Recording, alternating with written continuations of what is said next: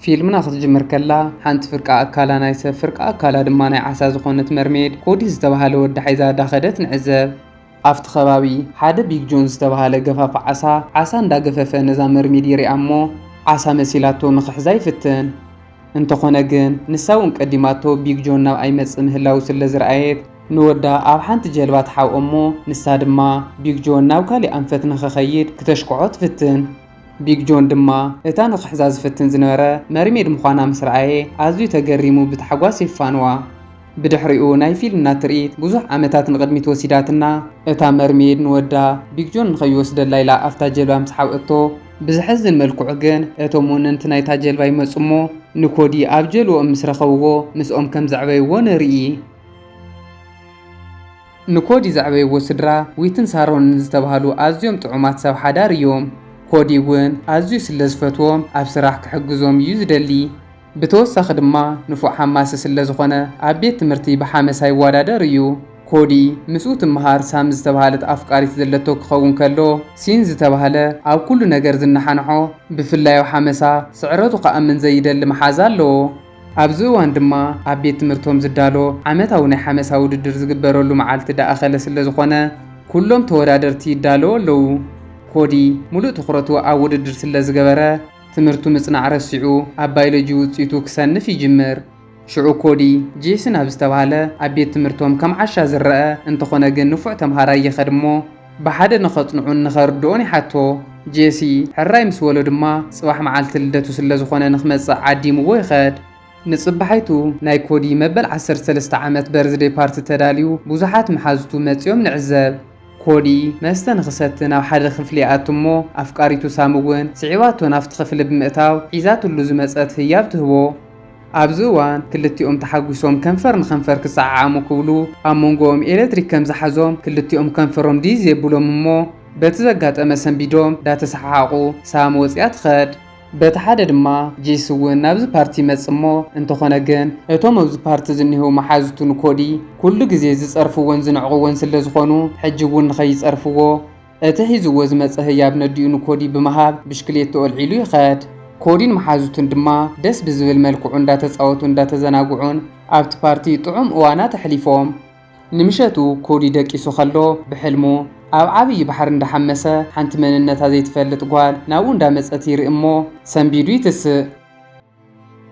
قتيلو دما الارم نخطف ايدو نافتا ساعات كسدد كلو حاوز مسل نجر تفطيرو اتا ساعات سلس تبالاشوت كودي انت اي زغاطمن زلو بمبال كحسب يجمر انتو خونا جن كمزي زباله نجر غاطيم وسل زي يفلط نخلو نجر شلل بمبال نابيت تمرت نخخير صابا يستمو صابا ستيم سودا اجن اتساتيلو تانيكا كابيدو ملقاقي اويو أمود داتا زجبر جيرونت ساني كم سردو أبي ديو تسأجم سافت تاني كان دابله يدو خنك أساقس كلو هندبت أبو نديوني مسمو تايز خون زلو بموال تجريمو ميريوو دحرت مرتي كودي نابجم جنب بحر بمخاد نجيسي رخومو بايلجن خردو حتو جيس خام حماس اللي زي خال أنا تمرتق حق زكاة لليخا نسخاد ما حامس أخت لما مدن لك يبلومو كل يوم حراي تواهيلوم إيدني إيد سلامي بهالو إيدوم كسردو خلو جن بزجر ملكعو أمناي كودي إيد زخون قراف زمسل فلي زبالة نجار يري أمو جيسي كميلو كم زبالة نجار بإيد كخوات سخيلو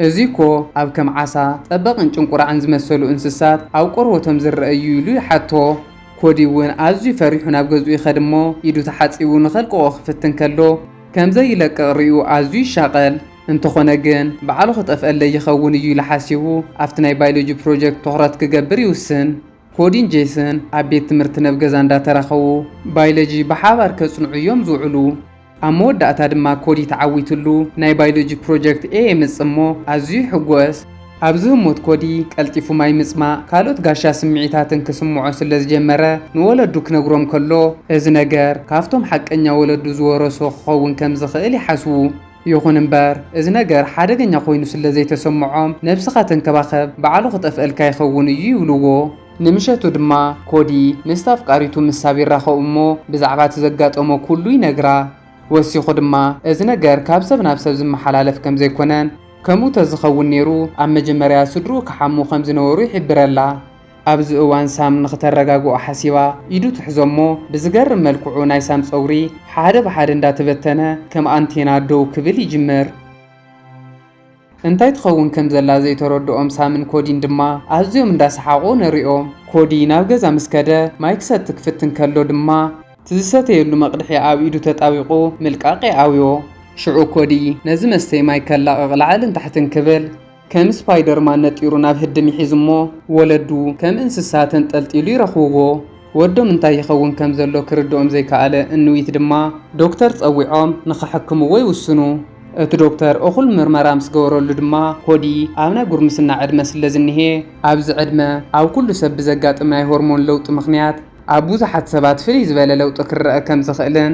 ብተወሳኺ ድማ ድሕሪ ዝተወሰነ ዋርሕ ናብ ንቡር ጥዕና ክምለስ ከም ዝኽእልን ይነግሮም። ኮዲ ግን መብዛሕትኦም ዝሪኦም ዘሎ ለውጥታት ምስ እንስሳ ዝመሳሰሉ ስለ ዝኾኑ ካብ ዕለታት ሓደ መዓልቲ ከም ጠበቕ ጭራ ኸየውቅል ኣዝዩ ፈሪሑ ኣሎ። ብድሕሪኡ ናብቲ ሓድሽ መሓዙ ይኸድ እሞ ጄሲ ካብ ናይ ኢዱ ቆርበት ወሲዱ ኣብ ላብራቶሪ ክሪኦ ከሎ እዚ ነገር ምስ ናይ ዓሳ ቆርበት ተመሳሳሊ ምዃኑ ይፈልጥ። ካብታ ዕለት ንድሓር ድማ ክልቲኦም መሓዙት ብሓደ ብምዃን ናይ ኮዲ ነገር ክከታተሉ ይጅምሩ እሞ ኮዲ ኤሌክትሪክ ከመሓላልፍ ከም ዝኽእል ብዘይ ምቁራፅ ኣዝዩ ብዙሕ ማይ ክሰቲ ከም ዝኽእል ካብ ኩሎም ሰባት ብዝተፈለየ መልክዑ ኣብ ውሽጢ ማይ ብዙሕ ክጸንሕ ከም ዝኽእልን ፍሉይ ናይ ሓመሳ ክእለት ከም ዘለዎን ከም እንስሳ ኣብ መንደቕ ተንጠልጢልካ ናይ ምኻድ ክእለት ከም ዘለዎን ብተወሳኺ ድማ ሰውነቱ ማይ ክነኽኦ ከሎ ኣብ ኢዱ ቅርፍቲ ዝመስል ነገር ከም ዘውፅእን የስተውህሉ። እዞም ኩሎም ምልክታት ዝረኣየ ጄሲ ንኮዲ ኩሉ ነገር ካብ ምስ ማርሜድ ኢኻ ትመሳሰል ክብሎ ከሎ ኮዲ ግን ማርሜድ እኮ ኣብ መንደቕ ኣይትኸድን ብተወሳኺ ድማ ጸዓት እውን ኣይተምንጩን ብምባል ምእማን ይኸውዶ። እንተኾነ ግን ናይዚ ፍልይ ዝበለ ነገር ምኽንያት ሓቀኛ ወለዱ ክኾኑ ስለ ዝኽእሉ ናብ ወለዱ ብምኻድ ብዛዕባ ሓቀኛ ስድሩ ይሓቶም። ንሶም ግን ክነግርዎ ስለ ዘይደለዩ ከምቲ እቲ ዶክተር ዝነገሮም ኣጆኻ ይትሻቐል ኣብ ጉርምስና ዝረአ ናይ ሆርሞን ለውጢ እዩ ብምባል ከህድእዎ ይፍትኑ። እንተ ንሱ ግን በቲ እቲ ዶክተር ዝነገሮ ስለ ዘይኣምን ናብ ኢዱ ማይ የፍሲሱ ኣብ ኢዱ ከም ናይ ዓሳ ዝመስል ቅርፍቲ የሪኦም እሞ ኣብ መወዳእታ ብኸመይ ከም ዝረኸብዎ ንኽነግርዎ ይግደዱ። ካብ ዕለታት ሓደ መዓልቲ ጀልባ ሒዝና ኣብ ባሕር እንዳተዘናጋዕና ከለና መን ከም ዘቐመጠካ ኣብ ጀልባ ኢና ረኺብናካ ይብልዎ። ንሱ ድማ እቶም ኩሎም ምስ ጆሲ ዝረኣዮም ለውጥታት ይነግሮም እሞ ማይ ክትነክእ ከለኻ ኢድካ ዝልወጥ ተኾይኑ ሓመሳ ከይትወዳደር ይብልዎ። ድሕሪ ንእሽተይ ጻኒሒት ድማ ኣቦኡ ነዲኡን ንሱ ዝሰምዖም ዘሎ ዘይመሰሎም መንግስቲ ብዛዕባ እዙይ ተሰሚዑ ንኽመራመረሉ ክወስዶ ስለ ዝኽእል ካብቲ ዶክተር ወፃኢ ዋላ ሓደ ሰብ ክፈልጥ ከም ዘይብሉ እንዳተዘራረቡ ይሰምዕ እሞ ውሽጡ ኣዝዩ ክርበሽ ይጅምር። ሽዑ ኮዲ ንኽረጋጋእ ሓሲቡ ናብ ባሕሪ ይኸድ እሞ ክሳብ ዝደኽሞ ሓሚሱ ክወፅእ ከሎ ኣብ ኢዱ ከም ናይ ዓሳ ኢድ ወፂኡ ወሪኡ ኣዝዩ ይስንብድ። ኮዲ በቲ ዝረኣየ ነገር ኣዝዩ ሰንቢዱ እንዳሃለወ ድማ ኣፍቃሪቱ ሳም ትመጽእ እሞ ንኽተዋግዖ ክትፍትን ከላ ንሱ ግን ኣእዳው ናብ ሓሸዋ እትዩ እንታይ ክገብር ከም ዘለዎ ዳተሻቐለ ንሪኦ። እዙይ ዘስተብህለት ሳም ድማ ዝኾነ ጸገም ከም ዝኒሄ ተረዲእዋ ሓዲጋቶ ትኸድ። በቲ ሓደ ኸኣ እቲ ናይ ቤት ትምህርቲ ዓመታዊ ናይ ሓመሳ ውድድር ዝግበረሉ መዓልቲ ኣኺሉ ኩሎም ተወዳደርቲ ክዳለዉ ከለዉ ኮዲ እውን ዋላ እኳ ንሱ ሰብ ከም ዘይኮነ ሰባት ዝፈልጡሉ ዕድል ተሃለወ ንሱ ግን ካብ ቁልዕነቱ ጀሚሩ ኣብዚ ውድድር ተዓዊቱ ሻምፒዮን ናይ ምዃን ባህጊ ስለ ዝነበሮ ንኽወዳደር ይውስን። ኣብቲ ውድድር ድማ ንኩሎም ተወዳደርቲ ቀዲሙ ናይቲ ውድድር ሪከርድ ብምስባር ተዓዋት ይኸውን እሞ ኣዝዩ ተደሲቱ ሓጎሱ ክገልጽ ይጅምር። ሓጎሱ እንዳገለጸ ከሎ ግን ኣእዳው ናብ ናይ ዓሳ ክቕየር ስለ ዝጀመረ ሰብ ንኸይሪኦ ብስምባደ ሓፂን ብምሓዝ ኤሌክትሪክ ፈጢሩ ኣብቲ ከባቢ ዝነብሩ ኩሎም ኣምፑላት ብምቅጻል ኩሉ ሰብ ናብቲ ኤሌክትሪክ ትኹረቱ ምስ ገበረ ንሱ የምልጥ። እቲ ሲን ዝተባሃለ ኩሉ ግዜ ምናሓንሕቱ ግን ርእይዎ ስለ ዝነበረ የታሎ ምህላው ተረዲኡ ደድሕሪኡ ይኸድ። ኮዲ ግን ናብ ሽቓቕ ምስ ኣተወ ከም ስፓይደርማን ናብ ላዕሊ ህዳም ሒዙ ይሕባእ እሞ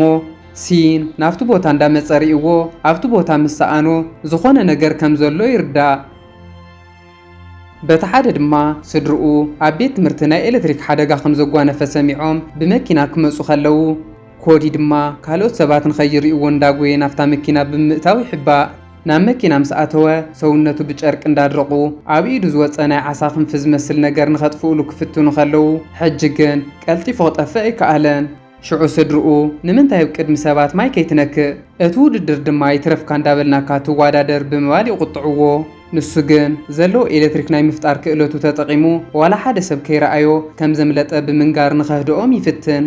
ኣብዚ እዋን ጄሲ መጽሞ ኣብቲ ውድድር ሪከርድ ሴሩ ተዓዊቱ ክንሱ ምስ መሓዙቱ ጽምብል ከየጸንበለ ብምውጽኡ ብዙሓት ይዘራርብሉ ምህላዎም ይነግሮም።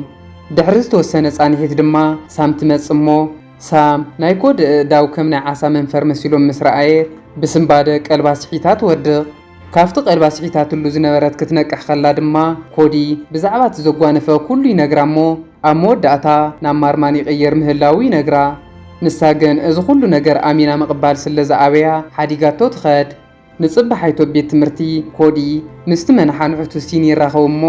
ሲን ኣብቲ ውድድር ኣታሊልካ ኢኻ እምበር ንዓይ ሰዓርካን እንዳበለ ክበኣሶ ይጅምር። ኣብዚ እዋን ኣፍቃሪቱ ሳም ይኹን ካልኦት መሓዙቱ ጠርጢሮሞ ጥርቅም ብምባሎም ኮዲ ኩሎም መሓዙቱ ይርሕቕዎ ከም ዘለዉ ሓሲቡ ኣዝዩ ይሓርቕ። ካብ ዕለታት ሓደ መዓልቲ ኮዲን ጄስን ተተሓይዞም ናብቲ ገምገም ባሕሪ ይኸዱ እሞ ኮዲ ኩሎም መሓዙቱ እንዳረሓቕዎ ከለዉ ጄሲ ግን ምስኡ ብምህላዊ ሕጉስ ኮይኑ ኣዝዩ ከም ዘመስግኖ ክነግሮ ከሎ ክልቲኦም ብታሕጓስ ይተሓቋቐፉ።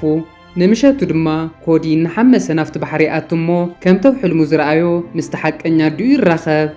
ኣብዚ እዋን ግን እቶም ዝኸባቢ ዓሳ ዘጽምድ ቢግ ጆን ይመጾም እሞ ከይፈተው ክልቲኦም ናብ ዝተፈላለየ ኣንፈት ንኸምልጡ ይግደዱ።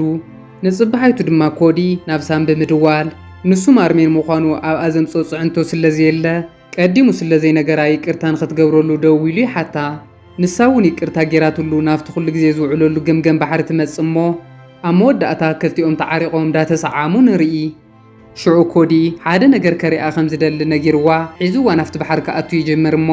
ኮዲ ናብ ዓሳ እንዳተቐየረ ክመጽእ ከሎ ብዝገርም መልክዑ ኣዲኡ እውን ናብኦም ክትመጽእ ትጅምር። እንተኾነ ግን ኮዲ ከብዱ ሓሚሙ ክወድቕ ይብል እሞ ንሳም ወለዱ ንኽጽውዐሉ ነጊርዋ ናብቲ ገምገም ባሕሪ ተመሊሱ ኮፍ ይብል። ሳም ምስ ከደት ድማ ኮዲ ጸጋመይቲ እግሩ ናብ ዓሳ እንዳተቐየረት ይርኢ እሞ ኣዝዩ ይስንብድ።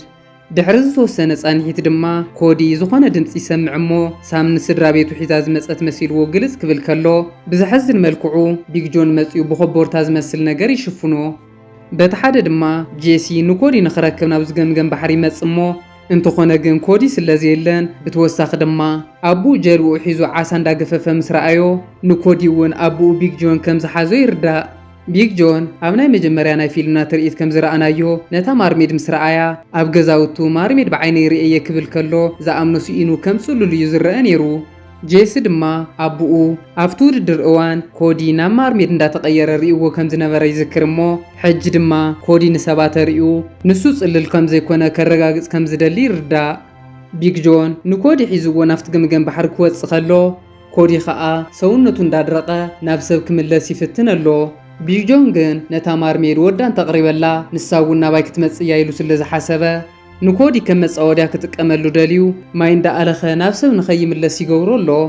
ኣብዚ እዋን ጄሲ ናብ ናይ ኣቡኡ ጀልባ ይድይብ እሞ ንኮዲ ሸፊንዎ ዝነበረ ከቦርታ ኸልዕለሉ ከሎ ብዝገርም መልክዑ ክልቲኡ እግሪ ናይ ኮዲ ናብ ዓሳ ተቐይሩ ምህላዊ ይርኢ። ኮዲ ንጄሲ ምስ ረኣየ በጃኻ ድሕነኒ ናብቲ ማይ ንኽኣቱ ሓግዘን እንዳበለ ክምሕፀኖ ይጅምር። ኣብዚ እዋን ግን ናይ ቢግ ጆን ትልሚ ሰሪሑ እታ ማርሜድ ናብ ወዳ ክትቀርብ ትጅምር እሞ እንኮዲ ድማ ቢግ ጆን ንዓኣ ንምሓዝ መጻወድያ ጻዊዱ ምህላው ተረዲኦም ካብኦም ርሒቓ ንኽትሕምስ ይነግርዋ። እንተኾነ ግን እዛ ማርሜድ ናብዘይ ቦታ መጽያ ስለ ዝነበረት ቢግ ጆን መርበው ዘርጊሑ ይሕዛ እሞ ኮዲ ድማ ንጄሲ ነዲኡ ንኸድሕነሉ ይምሕፀኖ። ጄሲ ከዓ ዋላ እኳ ጽቢቑ ምሕማስ ዘይኽእል ተኾነ እንተኾነ ግን ነዛ ማርሜድ ከድሕና ስለ ዝደለየ ካራ ሒዙ ናብ ውሽጢ ይኣቱ እሞ ነቲ መርበብ ብኻራ በጣጢሱ ነዛ ማርሜድ ይድሕና። ኣብ መወዳእታ ግን ንሱ በቲ ናይቲ መርበብ ገመድ ተታሒዙ ንውሽጢ ክሰጥም ይጅምር እሞ እዙይ ዝረኣየ ኣቡኡ ንወዱ ንምድሓን ዘሊሉ ናብቲ ማይ ይኣቱ። ብዘሕዝን መልክዑ ግን ቢግ ጆን ንወዱ ክረኽቦ ይከኣለን። በቲ ሓደ ድማ ኮዲ ዝገበረ ገይሩ ናብቲ ማይ ይኣቱ እሞ ነቲ እንዳጣነየ ዝነበረ ጄሲ ኣድሒኑ ሒዝዎ ይወፅእ። ኮዲ ንጄሲ ሒዝዎ ክወፅእ ከሎ ኣጋጣሚ ሳም ፀዊዓቶም ኣቡኡ ነዲኡ ንኮዲ እውን መፂኦም ስለ ዝነበሩ ዳጎተቱ ንኹሎም የውፅዎም እሞ ነቲ ቀልቡ ስሒቱ ዘሎ ጆሲ ንምድሓን ሳሮን ኣፍ ልቡ ክትፀቕጦ ከላ ሳም ድማ ኣፉ ስዒማ ናብ ንውር ትንፋሱ ንኽትመልሶ ትፍትን። እንተኾነ ግን በዚ መልክዑ ክዕወተሎም ስለ ዘይከኣለ ኮዲ ሓንቲ ዕድል ከም ዘለቶን ንሳ ንኽፍትንን ይውስን እሞ ዘለዎ ፍሉይ ክእለቱ ተጠቒሙ ኤሌክትሪክ ብምፍጣር نتقل وسعيتو زنبرة جيسي يدحنو جيسي كافتو قل وسعيتو اللي زنبرة كتسق خلو اتا مرميد دما أبكر واخوين عندات أمتتهم نرئي ኣብዚ እዋን ኮዲ ኣብ ሰውነቱ ዘጋጥሞ ዘሎ ለውጢ ክቋፅ ሮት ኮይኑ ክትምህሮ ትኽእል እዚ ሓቀኛ ዲኡ ስለ ዝኾነት ምስኣ ኸይዱ ብዛዕባ መንነቱ ክመሃር ከም ዘለዎ ንወለዱ ይሓቶም እታ ዋላ እኳ ተዘይወለደቶ ከም ወዳዳ ተኸናኸነት ዘዕብየቶ ሳሮን ግን ካብኣ ተፈልዩ ክኸይድ ከም ዘይኽእል ትሕብረሉ ኮዲ ግን ኣብዚ እዋን ተሓቢኤ ክነብር ኣይክእልን ከምቲ ትርእይኒ ዘለኽ ድማ ሙሉእ ንሙሉእ ናብ መርሜድ ተቐይረ እየ ኢሉ ኩሉ ኣካሉ የሪኣ እሞ ሳሮን እውን ናብ ኣዲኡ ንኽኸድ ትፈቕደሉ ነታ ሓቀኛ ዲኡ ድማ ናይ ትምህርቲ ዕረፍቲ ክሳብ ዝውዳእ ኩሉ ነገር ምሂራ ድሕሪ መዓልታት ንኽትመልሰላ ቃል ተእትዋ ጄሲ ኸኣ ብዛዕባ እንስሳት ክፈልጥ ስለ ዝደሊ ናይ መርሜዳት ናብራታይ ከም ዝመስልን ብዙሕ ታሪክ ሒዝካለይ ንዓ ኢኻ ይብሎ ኮዲ ምኻዱ ከም ዘይተርፍ ዝተረድአ ሳም ድማ ንዓ ጠሊሙ ኣብቲ ዝኸደሉ ዘሎ ቦታ ካሊእ መርሜድ ንኸየፍቅር ቃልእት እያ ትሰናበቶ ኣብ ናይ ፊልምና ናይ መጨረሻ ትርኢት ድማ ኮዲ ንኹሎም ተሰናቢትዎም ዘሊሉ ናፍቲ ባሕሪ ብምእታው ናብ መርማን ይቕየር እሞ ኣብ ቀረባ እዋን ካብ ኣዲኡ ኩሉ ነገር ተማሂሩ ናብ ዝፈትዎም ወለዱን ናብታ ኣዝዩ ዘፍቅራ ኣፍቃሪቱን ከም ዝምለስ ደሓሰበ ምስ ኣዲኡ ብሰላም ደሓመሱ ርኢና ፊልምና ትውዳእ እምበኣር ተኸታተልቲ ፊልምና ናይ ሎማዓንቲ ፊልም ከመይ ርኢኹማ እንተፈቲኹማ ላይክ ሼር ሳብስክራይብ ምባል ከይትርስዑ